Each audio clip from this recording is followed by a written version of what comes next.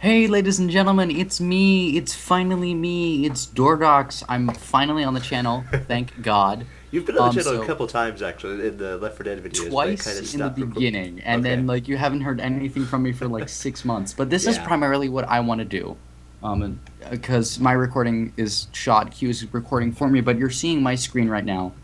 I'm going to very quickly walk you through what I'm about to do with Q, and then we'll jump right into it. So I'm going to go back really quick. You Q, tell me when the page is loaded. It's loading pretty All instantly. right, so this is Choice of Games. And what Choice of Games is it's a website that sells Uh, very sorry. At the moment, primarily his thing appears to be like, lagging out a choose bit. your own adventure style games, which I love. And running this game, I did a test run with Thieves Gambit right here. Oh, is it not seeing me scrolling up? It's lagging a bit. Yeah. Yeah, okay. So I'm just gonna jump into it then. So let's go down. Q, tell me when we're loaded. Where is it? Your thing's frozen a bit. Oh no. All right. um, Is it fixed? try stopping sharing screens and then do it again. Ugh. Okay. Um. Let me find. Oh gosh. Stop sharing. Is it fixed? Start sharing again. And sharing screens again. Start.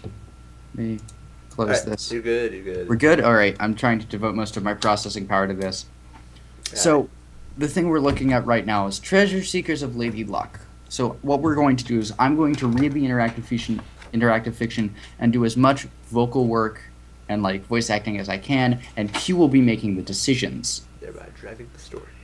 thereby driving our story. So let me very quickly read you. We cannot we might buy these. As of right now, you can play most of the games on Choice of Games Yeah. for free. You can play the first two chapters as you can see on the bottom right there.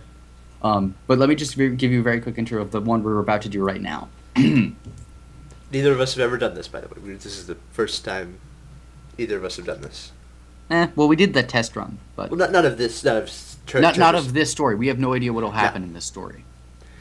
Jump to hyperspace aboard the Lady Luck, the fastest starship in the galaxy.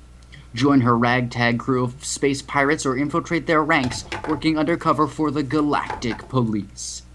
Treasure Seekers of Lady Luck is an interactive sci-fi novel by Christopher Brendel, where your choices determine how the story proceeds. The game is entirely text-based, without graphics or sound effects, but driven by the vast, unstoppable power of your imagination. The fate of the ship rests in your hands. Will you play as male or female, gay or straight? Will you unlock the mystery hidden at the heart of the ship? So let's find out. Let's play now for free. We're gonna click that. Has it shown up? It has. It's going well. Great. Let me know when it freezes up so we can restart this. Chapter 1. The adventure begins. An alarm klaxon blares, jerking you wide awake. Where am I, you wonder, your brain still foggy with sleep? You rub your gritty eyes and take in the details. A tiny cabin, a regulation dresser, sheets tangled around your waist. Then it hits you. You're on a bed in a transport ship headed to the galactic frontier. You're here because you want an adventure, you want to pay off your family's debts, or you want to hide from the law. Are you the law, or are you hiding from them? I am the law. Um, Or do you just simply want an adventure? Who are you? I want to pay off my family's debts. Okay, so you're in a bit of debtor's trouble. I am indeed. In retrospect, you couldn't have made any other decision. You lived a simple life on Earth, content to while away your days on your home planet. Let others do the risk-taking, you thought. You had what little you needed. Then your parents died in a crash. Even worse, you learned your father had left you quite the inheritance, a mess of unpaid debts to some less than reputable businessmen.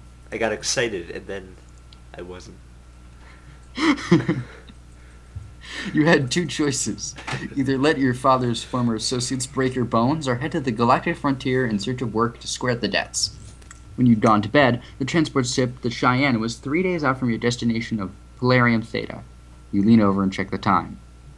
That was less than 2 hours ago. The alarm speeds up. Clang, clang, clang, as the ship's loudspeakers spit out a pre-recorded message.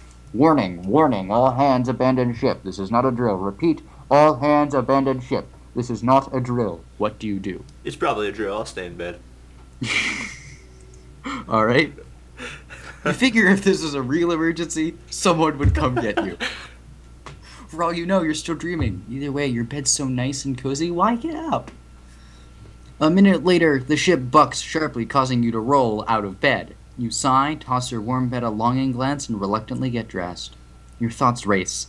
If the transport vessel is really in danger, the next few seconds could save or end your life, knowing that you...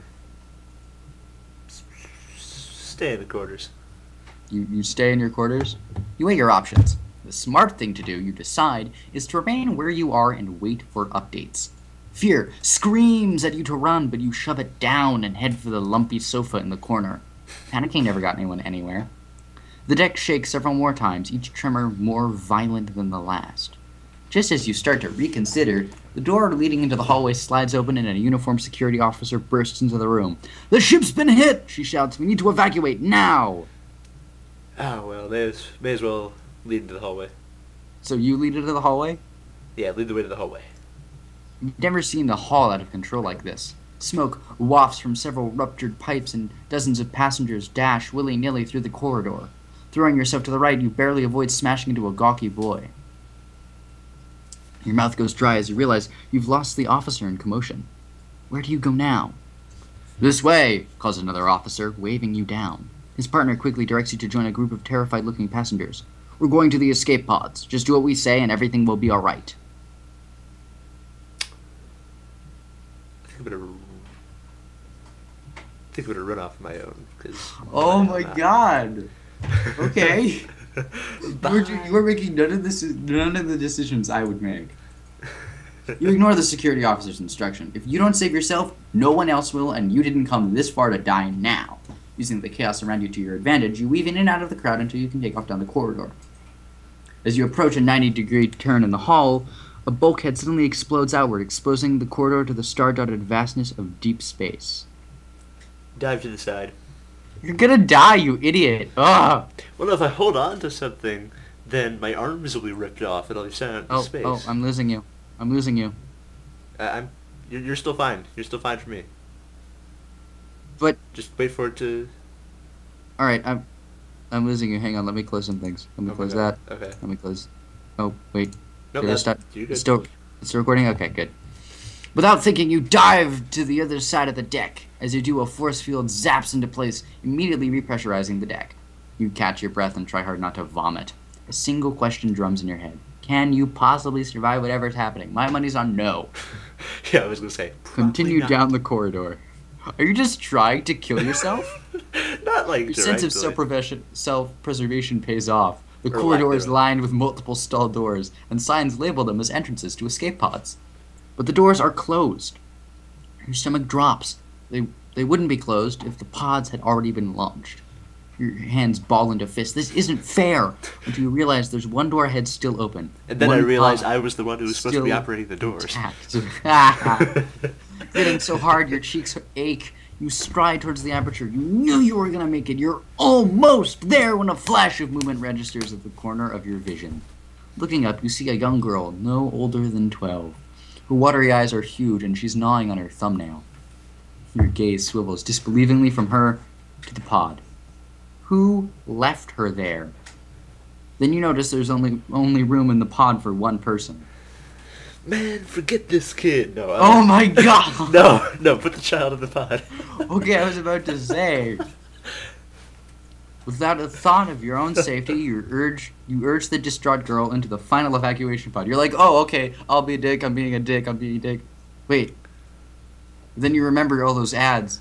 In the arms of the angels. Don't think let of the children children. die in a spaceship Think crash. but please, think of the children, and you go, oh, Oh, okay, somebody think of the fine. children. You'll be safe, you assure her. What else could you do? Oops, sorry, hit my mic. The door to the pod closes before your eyes, and your only chance for escape ejects without you. You want to live, but you could have never paid the price for that girl's life in exchange for yours. Or could you? The ship shudders, knocking you to the deck. Your head smacks to the floor, opening a gash on your temple. Heat, intense enough to fry a million eggs, slaps you in the face. Addled, you assume it's a hallucination brought on by the pain. Then the air hisses, the telltale sound of decompression. You close your eyes, accepting your fate. At least the girl will be safe. And then, blackness. Are you kidding me? Oh. I was gonna say, like, of course it happens now. The end. Nope, sorry. Let me Yeah, I take get some to water suffer here. a bit. At least this isn't the test drive one. I was doing like 10 different accents at the same time. Yeah. That was fun though. I like that, That was a lot. fun, yeah. We'll do that with a different one. You're lying on your back, your eyes shut. The last thing you remember is the smell of burning metal searing your nostrils. The air around you feels cool. The acrid stench is blessedly absent. Just how long were you out? Keeping your eyes closed, you shift slightly to one side. The touch of what feels like cold metal makes you shiver. Good. If you're shivering, you're alive. You gently flex your various body parts one by one. Sore, you think, but not injured. The hair on your arms prickle. Someone's nearby. Oh, not a sec, sorry. Oh, is it lagging?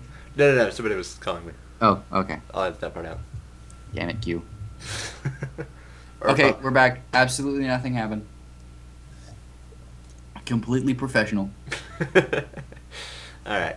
Absolutely professional. Pay no attention to the man behind the screen. The hair on your arms prickle. Someone's nearby. Somebody's What do you- escaping me. Do you open your eyes or keep them closed?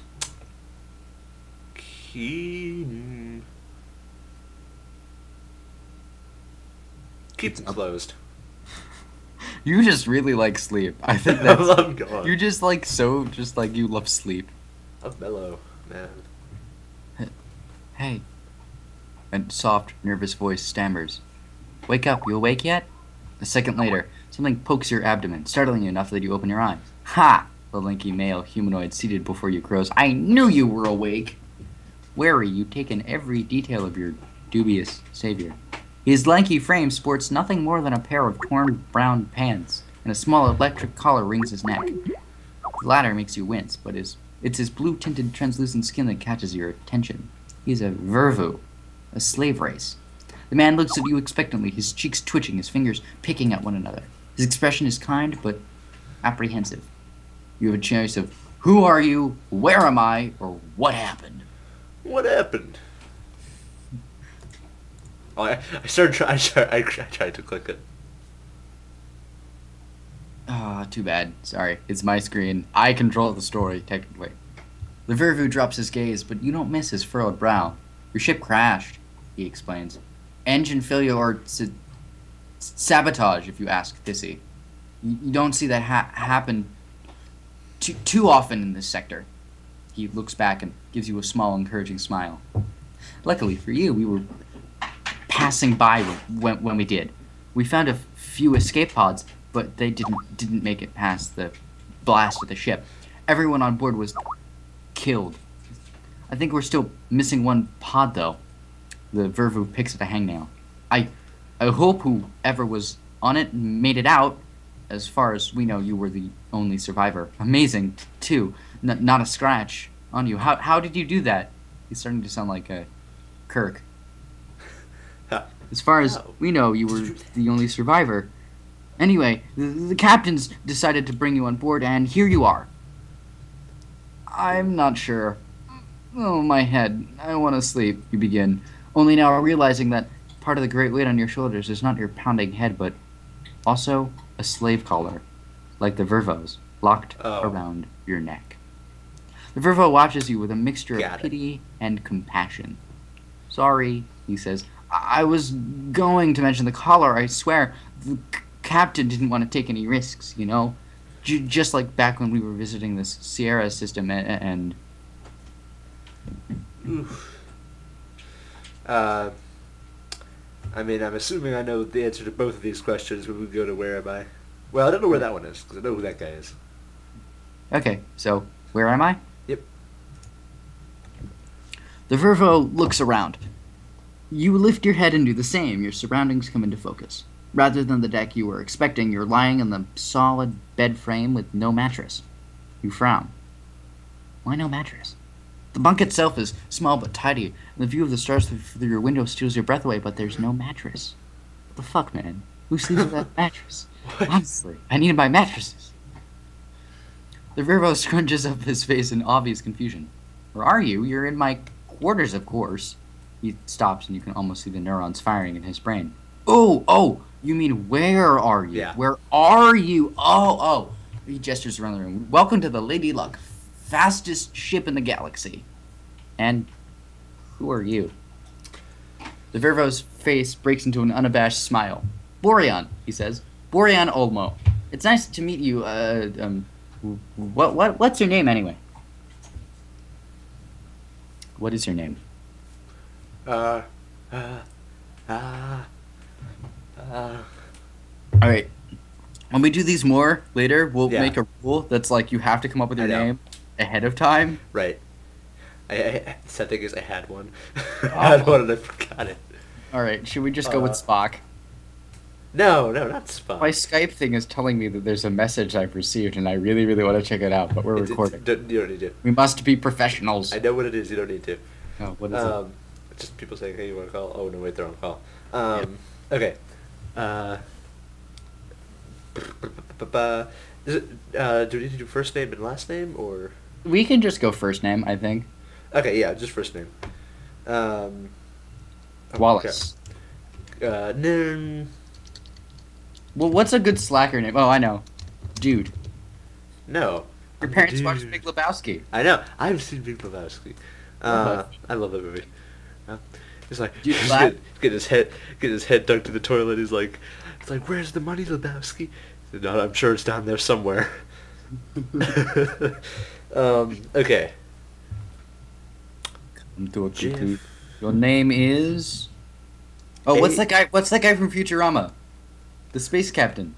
Zap Brannigan. No, that's gonna be my captain. We're gonna read all of his thing in Zap Brannigan voice. All right, I'll try. Okay. A.F. Kimberly. I don't know why. I just. What is it? A.F. A.F. Kimberly. Kimberly? Yes. It's like that? I think it's with 2 E's. It's from a referencing thing. Kimberly. Like alright. And you're, female? Or male? Female. Alright. Words spill from his mouth. Oh, okay, great. Nice to meet you, A.F. Kimberly. Wow, you're human, aren't you? I've never met a human before. Borean's eyes narrow. You know, you remind me of someone. Back in the days, before working on the ship, I used to... He pauses, then shakes his head. Sorry, this is always reminding me that I talk too much. I'm sure you don't care about my story. You're right. I don't. No, then you call him a slave. I, on personal ethics, refuse to pick that one. Okay, fine. Who is Thissy? Oh, Thissy? Didn't realize I mentioned her. Thissy is the ship's science officer. You'll meet her soon. Hold Borean. on. He didn't mention her. He didn't mention her. He mentioned her 7 times. Oh. Borean gestures toward his neck. Paying attention. Wow. I suck. Anyway, you're probably wondering about this collar. You look back from the collar to Borean, waiting for him to continue. Oh, all my people are slaves, you see. It's what makes us Vervo. You can't miss us with our translucent skin. It may look weird, but deep down we have good hearts. Is this a Disney film? Considering you can actually see Borean's heart, you really can't disagree.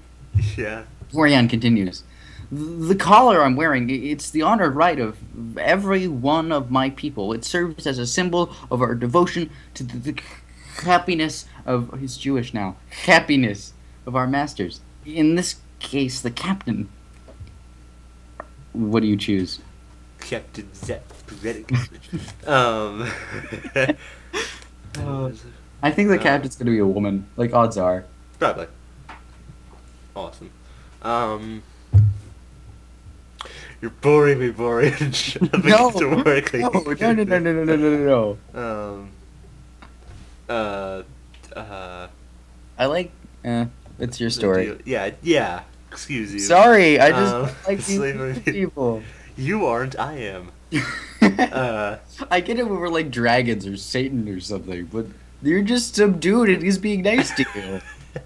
I know. He's like the friendliest person you've ever met, and you're like the slacker. You're like, whatever, slave. I don't care. Whatever. I'm Get some to rich, work. privileged person. This is how we're gonna talk from now on. No. Uh, are you actually? I'm just gonna go with the top thing. All right, are you actually happy being a slave? It seems horrible to me and wrong. Borean bites his lip. How can I explain this to an outsider? I feel like Your if somebody view it has as- this point of view, you wouldn't really be able to sway them. I suppose. You view it as degrading. I see it as devoted service. He smiles. And I've been fortunate, too. The captain treats me well, and everyone on the ship is kind. Do you have any more questions, anyway? Yeah. Why am I here? Is good. I mean, I'm assuming I know why, but I feel like there might be more to why that I'm here. Borean chuckles. Well, we couldn't just leave you there to die, now could we? His expression turns serious. Actually, the captain wants to meet with you. It's not often that we take strangers on board the ship. It's nothing to worry about, though. I think everyone just wants to make sure you're not... Borean's mouth snaps closed, and his eyes fly around the room.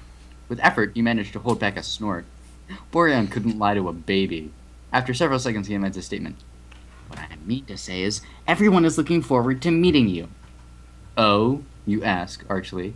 Suddenly, Borean leaps to his feet. Hey, he says excitedly, we've got to get you processed.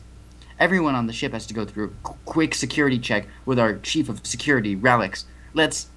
The ship's speaker cuts him off. You exhale, relieved, as a melodious voice starts speaking. Borean, I need you in the science lab. Quickly. Bring our new guest with you, if you don't mind. Borean glances up at the ceiling and says, On our way, sissy! He looks back at you. Well, you heard her. Let's go. What do you think of Sissy's voice, or should I change it?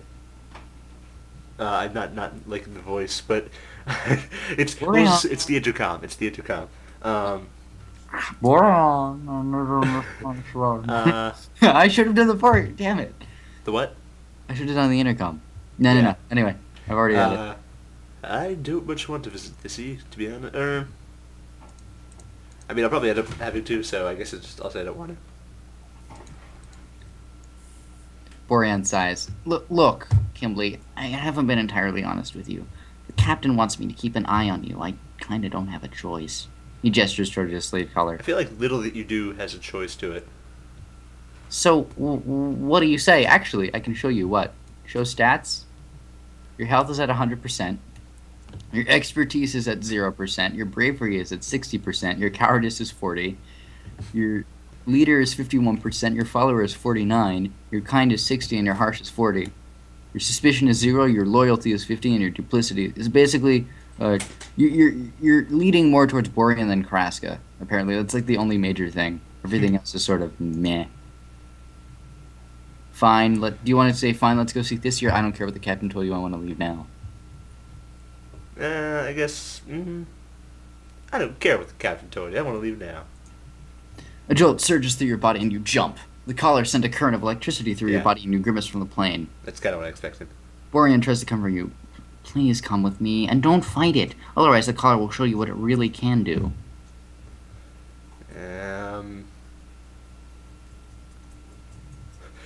You'll regret that, Borean. You didn't do it. I know. You want me to say it anyway? Should I just be a jerk? I mean, you've been kind of a slacker. Screw it. Let's be a jerk. I suppose I don't have a choice, do I? Okay. Realizing that there's nothing you can do, you stand and allow Borean to lead you out of the room. Borean guides you out of his cramped quarters. The doors automatically part and close again after you enter the hall, which is nothing more than a long, narrow, depressing stretch of bare metal walls. You're tempted to scream just to test the acoustics, which must be fabulous. Practically bouncing on his toes, Borean turns to face you. The Lady Luck has only one deck, he proudly babbles, so it's pretty small overall. Aside from the crew quarters and the brig, there's the operations center, science lab, cargo bay, lots of good stuff there, let me tell you. Brig, galley, and engine room. Oh, and there are 7 of us. Oh no, me included. Hello, dog. Do you want a ball? Here you go. My dog came and gave me a ball. How nice of him. He grins in realization. I guess you make 8. Now the captain, Captain Isan Chetna, if you want to get all official, wants to meet you as soon as you get processed. But first, we should go see Thissy in the science lab. Your head reels from the barrage of information. Don't you mean Isan Brannigan? I am Zep Brannigan. Captain Log. Captain's log. Stardate Wednesday. I love it, Joe. Your head reels from all the barrage of information. Before you can protest, Borean sets off down the hall. This is all going way too fast, and so is my reading, but you reluctantly follow. You idly observe that the crew quarters that you just left sit in the aft section of the vessel. Before you know it, you're outside the science lab. In here, Borean says with a gesture. Enter the science lab! For science! For science. A slender figure hunches over the panel. From this angle, you can't tell the person's gender, but you can see how the contrasting play of light and shadows accents their cheekbones and jawline. What a beautiful sight. Close the door, Borean, the person says good-naturedly, eyes never leaving the panel. I'm trying to concentrate here. We may have a problem. The slight accented voice feels like silk in your ears. Is your heart pounding from fear, or from something else? Fear, definitely fear. No, The man on the computer reminds me of my lover. There's something about the way he looks that matches what I've always found attractive. The angle of his cheekbones, the look of his eyes. The woman on the computer does the same thing. This is very confusing. I'm not usually attracted to anyone, but for some reason I want to bone the person looking at the computer. Fear. Definitely just fear. Absolutely. Just fear. Straight up just fear. Absolutely no sexual tension involved in it at all. The third thing wasn't what you said it was. Keep looking at. Not necessarily. I like playing with your mind. It shows that you're paying attention. That's good. Okay, fine. Tie between fear and the third one. Third one. Let's go with the third one. Yeah. Thissy wears a form-fitting jumpsuit that... why did I become British? Thissy wears a form-fitting jumpsuit that highlights its long, slender limbs and complements its smooth, green skin. Oh. Its skin is green. Thissy is a Narai. That explains the strange thoughts you had. Narai are a plant-like species sought after as companions throughout the galaxy. Chlorophyll flows through their veins, lending their skin a pale green tinge. They're androgynous, but their complex pheromones trigger reactions and those around them to make them appear to be whatever gender the viewer finds attractive. Few people can resist the pheromones, but you seem to have done it. To you, Thissy appears to be neither male nor female, but if Borean is attracted to women, he'd see Thissy as female. That must be why he called Thissy she. Gotcha. Greetings, human. Greetings, human, Thissy says in the same musical tone. May I ask with whom I have the pleasure of speaking? You introduce yourself. It is my sincerest pleasure to meet you, A.F. Kimley, it replies, giving you a dazzling smile that you don't return. Thissy's brows furrow slightly, but it continues. I'm Thissy Bront. Welcome aboard the Lady Luck. I wish we had time to get to know each other better, but as you may have already heard, we have a problem. Good. I'm glad you have a problem. Yes, that. I'm totally doing that. Oh my god, you're such an asshole. These guys are my, like, slave keepers. Of course I'm an asshole to them. Given that this problem is threatening all our lives, says Thissy sighing, I think you may want to reconsider the attitude. The ship you were traveling on, the Cheyenne? At this, we thought the crash may have been due to engine trouble, but I've been doing some research, and it turns out the ship hit something. A kind of electrical web winding across this sector of space. Thissy glances at you from beneath its brow and smirks. I know what you're thinking. It's got beauty and brains. So, was the web just... So, are you gonna just cut to the chase, or are you gonna, like, flirt with it? Was the web designed by someone, or was it naturally Let's go with... Do you want to go with that? Yeah. I can only speculate so far, says Thissy, but figuring out the web's purpose is of secondary importance right now. Take a look. Thissy taps on the computer display. A grid-like red web appears on the screen off to one side of a small vessel. You guess it's the Lady Luck. The Lady Luck is set to hit the web in less than 5 minutes. What happens if the web hits us? Asks Borean. Thissy's face turns grave. If it does, we'll explode just like the Cheyenne. Borean yelps and you frown at Thissy. The last thing you want to do is endure another explosion. I was about to say, the last thing you want to do is explode. Is there any way to avoid this? That depends on what we do now, says Thissy. Kimberly, I could use an extra pair of hands. Do you think you could help me out? Maybe Boreon wants to help instead. Okay. Boreon's eyes open widely. Can I? Subtle disappointment darkens Thissy's face, but you have to admit it masks it well. Of course, Boreon, it says brightly. I'd love for you to help. I'm just dedicated to ruining these people's day. You're such a slacking ass. Well, these, like... I don't know, but like, oh, the ship's exploding. I'll go back to sleep. Yeah. I'm surprised it didn't just leave the kid. Thissy's gestures to an adjoining computer console. Boreon, watch the numbers on this display. They're the different frequencies I'm using to disrupt the web. If one of them works, the number will flash red. Let me know right away. Okay? Okay, says Boreon, walking over to the screen. After 2 minutes of silence, Boreon exclaims, There! That one! Thissy's face lights up. Nice work. We may just survive this yet. Boreon, run down to the engine room and set our engine's harmonics to match the frequency 977.353 point.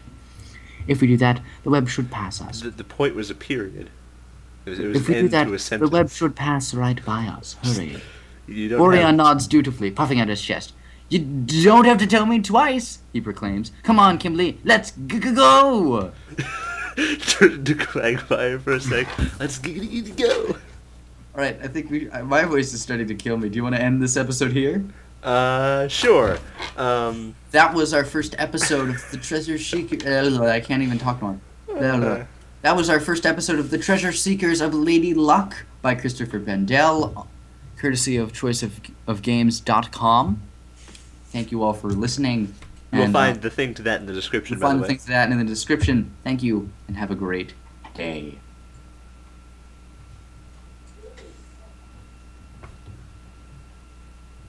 Oh, I forgot I was recording.